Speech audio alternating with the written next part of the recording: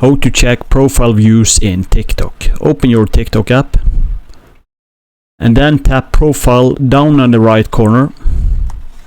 And the first thing we want to check if we have this option turned on. You can do so by tapping the hamburger symbol up in the top right corner.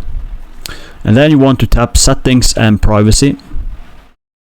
And from here you want to scroll to privacy. And from inside here you want to scroll all the way down to profile views.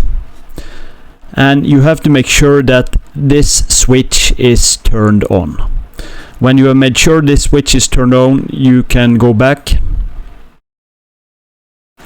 And then you want to tap inbox. And inside here you want to tap activities.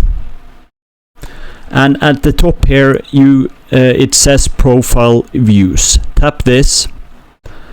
And inside here you can check your profile views and who viewed your profile. Thanks for watching. Please subscribe. See you.